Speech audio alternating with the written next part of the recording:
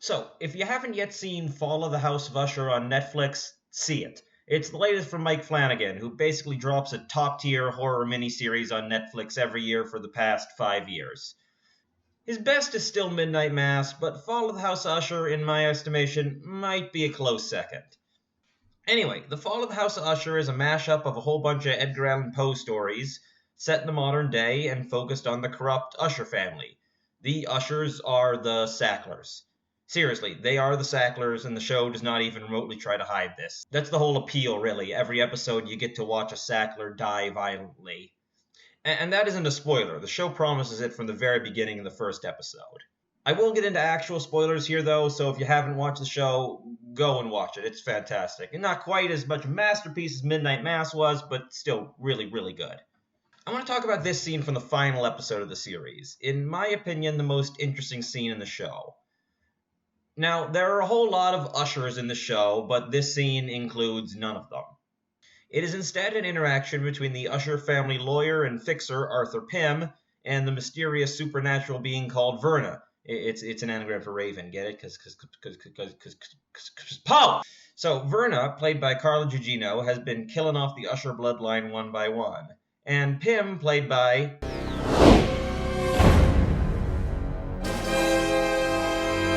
has been tasked with taking her out.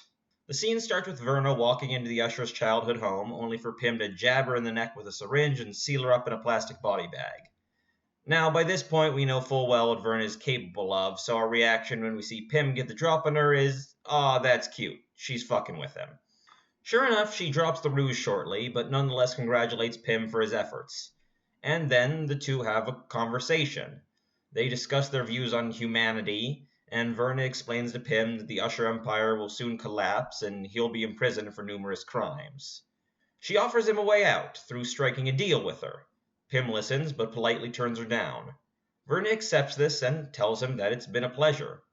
What's striking about this conversation is how differently these characters behave in this interaction with each other than they have in all their other interactions with other characters previously in the show.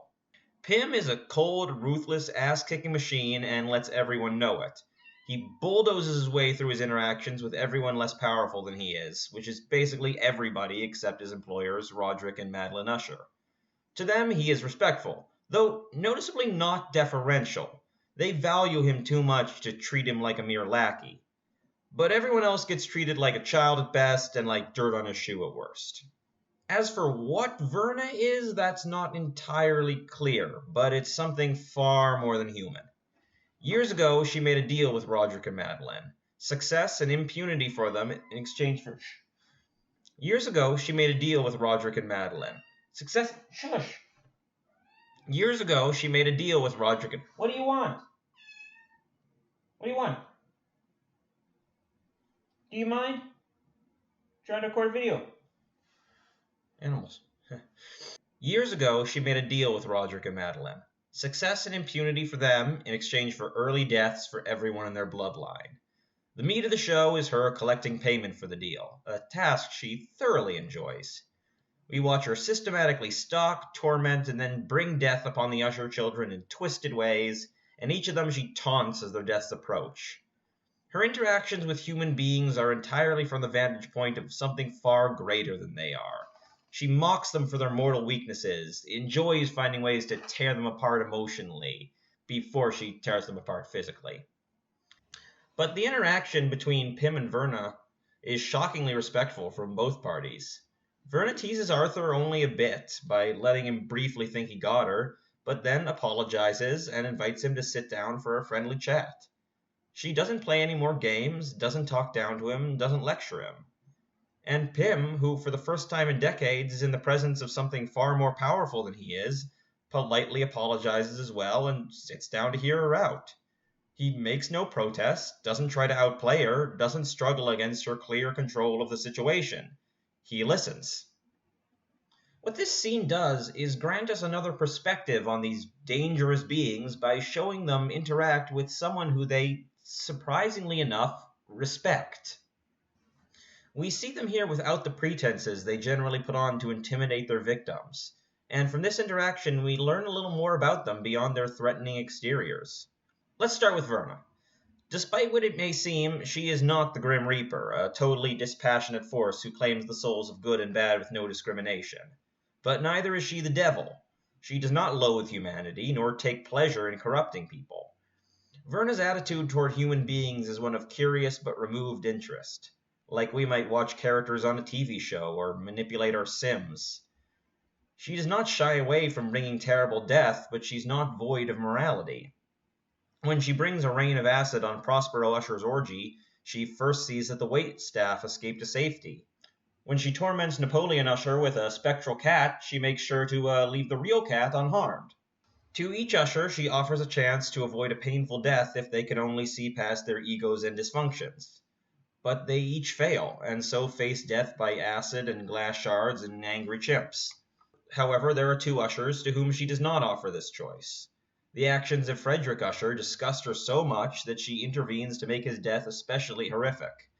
And to Lenore Usher, the only true innocent of the bloodline, she grants a quick and peaceful death after telling her all of the good her actions will bring in the future. Verna's modus operandi is to offer power and security, but at a terrible price. But unlike Satan, she does not stack the deck to ensure her deals are taken, and doesn't get pissy when they're left on the table. When Pym turns her down, she is actually pleased with his choice. Though Roderick and Madeline use the power she grants them to cause millions of deaths, that was never a condition of the deal. As she says, they could have used their power for good or ill. Verna tests people. She's intrigued by what mortals will do when offered a chance to seize everything they want. And most of the time, her subjects fail her tests. But in some rare cases, they pass.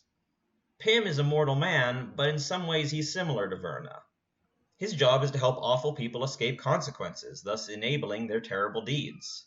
In pursuit of that goal, he bribes, blackmails, threatens, and even kills.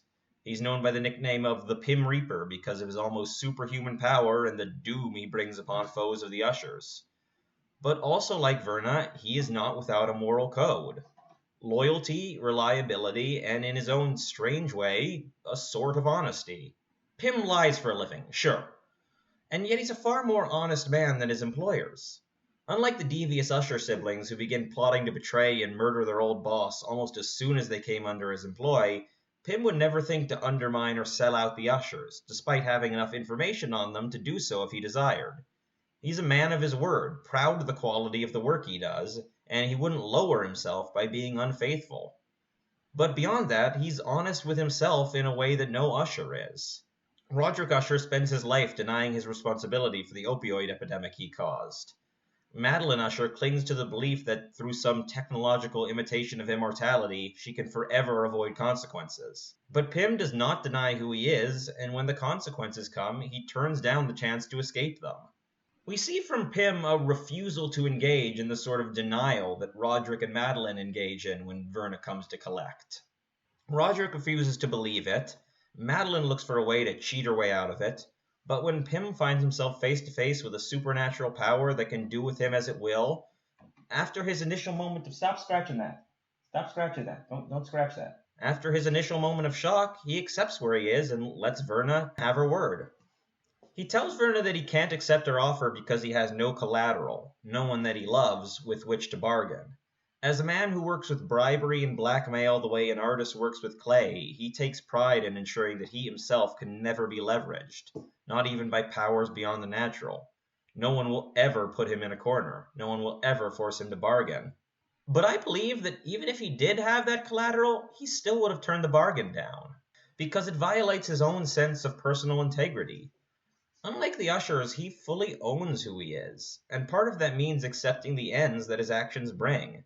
And for this, Verna respects him, in a way she respects no one else in the show. In this scene, Arthur Pym recognizes a superior. He treats her with respect, and yet does not let himself be cowed. And in turn, Verna recognizes a being closer to equality with her than any other, a fellow creature who, though divorced from human morality, is bound by a personal code of ethics that he will not violate. So she thanks him for the conversation and departs, and Pym gets buried in a mountain of evidence of his many, many crimes and utters not a word in his defense. Verna watches him as he's taken away, in admiration, I believe, of someone who can do what so many of her test subjects fail to do, accept with dignity the consequences of the choices they made long ago. It's a cool scene. It's a cool show. Give it a watch if you got the time. I wanted to get this video out before Halloween, but I had a really bad sore throat and I was coughing the whole time, so there's that. Hopefully I'll have another video out in shorter time than 2 months. Bye.